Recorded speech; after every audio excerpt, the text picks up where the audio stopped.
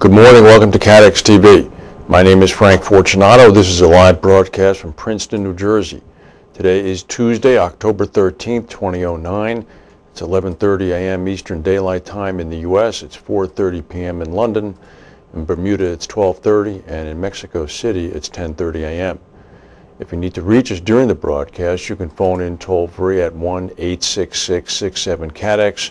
Overseas, our AOL instant mail address is CATEX-TV. Margaret Thatcher, the former Prime Minister of Great Britain, is 84 years old today. And now we'll go to our news. The loss tallies for Malheur are coming in. We're relying on AIR, which is still sticking to its $850 million to $1.5 billion range. Apparently, the AIR estimated insured losses to onshore properties in Japan range from $850 US to $1.5 billion US. Things were downgraded a little bit because the hurricane, which was a super typhoon, arrived onshore as a weak Category 1 storm. And it sustained winds at the time of landfall at about 70 miles per hour. They had heavy rain and heavy winds in some regions well in advance of the hurricane arriving. However, the frontal precipitation that was spawned upon the arrival of the storm was weakened considerably after landfall. So Japanese officials report that the storm did not result in the damage they had feared. Dr. Susunis from AIR, Applied Insurance Research, said 3 days prior to landfall, Malheur had been a much stronger Category 5 storm. However, its interaction with cooler waters and strong wind shear weakened it considerably before the landfall on Thursday. That's good news for Japan. Believe it or not, today in the San Francisco Bay Area, the remnants of Malheur are hitting San Francisco. The first big storm of the season headed for Northern California. The origins of the storm stem from the Western Pacific typhoon Malheur that affected Japan last week. Near hurricane force wind gusts are sweeping across the Bay Area today, and as much as 7 inches of rain could be dropped. The strongest winds are expected along the coast and in higher elevations. Wind gusts of up to 65 to 70 miles per hour are expected. The Weather Service has issued an urgent marine advisory forecasting near hurricane force winds on Bay Area waterways. So this is quite a storm and movement, I should say. There have been some seismic events. A 6.2 magnitude earthquake struck off Indonesia's Sulawesi Island this morning. Here it is in the all the way to the right. Actually, excuse me, it's in the dead center. The dead center, the blue square you see, that's the 6.2 quake. There have been no reports of any damage or injuries. You see there was all the way on the right off of, I guess that's probably a little bit more off of Port Moresby in New Guinea. That was a 5.0. There was also a 5.0 this morning in Central Asia. Here we have it here. This is located about 100 miles east of Dushanbe in Tajikistan. And I think we have that picture, if we can pull that up. There we go. This is in Tajikistan, and as you notice, Dushanbe is the reference point. It's 100 miles east of that. This is a 5.0. Also in the Aleutian Islands, there was an earthquake of a 6.2. And you see it all the way down on the left here, the big square. This struck late last night.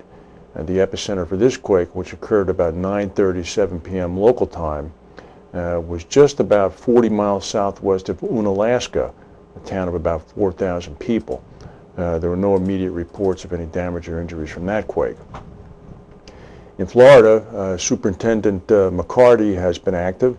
He put a local property insurer into receivership, and he's going to liquidate it. The Department of Insurance has been granted a circuit court order Friday to place American Keystone Insurance Company into receivership. American Keystone has been under review by the department since November of 2008, and its latest financial statements, according to the commissioner, indicated that the company was in an impaired state due to insufficient funds to pay private reinsurers in the Florida Hurricane Cat Fund. So, the property and casualty insurer also owed about $9 million to the state's reinsurance fund, and $7.2 million to private reinsurers. This meant that the company would not have been able to maintain its monthly payments for reinsurance based on its surplus. The company, of course, was among 8 P&C insurers that received approval to come into the market back in 2005. There was some great fanfare when the announcement was made that 8 insurers coming in with $1.2 billion in capital investments coming into the market showed that while other companies were leaving, some were coming in. With $8 million in initial capital, American Keystone immediately began insuring primarily high-end homes beginning in April of 2007. The stock market is down about 31 points right now. There was a note that was put out by Meredith Whitney, who was an analyst of some note, and Whitney was downgraded. She downgraded Goldman Sachs, of all people, which seems to have had a ripple effect here. We'll go to a word from our sponsors and come back with the rest of the news.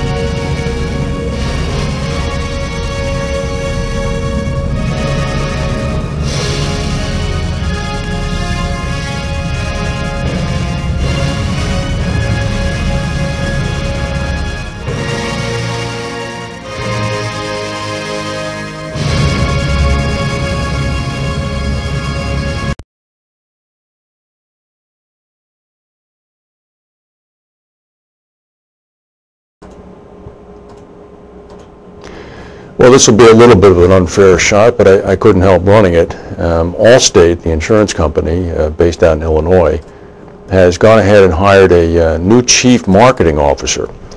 And oddly enough, the person they hired is the former sales chief at General Motors, of all places. A casual reader of American newspapers would be scratching his or her head going, boy, I didn't know General Motors was experiencing such great success in selling its cars. Nevertheless, Mark Lenev, pictured here, GM's former sales chief, will become chief marketing officer at Allstate. 50-year-old Lenev will oversee all of Allstate's marketing initiatives, including brand stewardship, marketing, and brand strategy and advertising. He's going to be a senior management member. He's going to report directly to CEO Tom Wilson, and he's going to start on October 26th. Lenev will succeed interim chief marketing officer Joan Walker. She's going to remain with the company, but she's moving over to corporate relations. Yesterday, actually last week in Detroit, news surfaced that Lenev would leave the company, GM, and go to another industry. It was not known where he was going. Now we know. AIG has finally completed the sale of Nanshan Life. They've sold their 97.57% share in the Taiwanese life insurer for $2.15 billion US. The buyer was a consortium composed of Primus Financial, China Strategic Holdings, which is a Hong Kong exchange-listed company, and Primus is backed by Robert Morse, Citigroup's former investment banking head in Asia. Other people involved were Blackstone Advisory Partners and Morgan Stanley acting as financial advisors. The deal is a big success for Robert Benmosh at AIG because it is the first significant win in his slow asset sales program, which is an intentional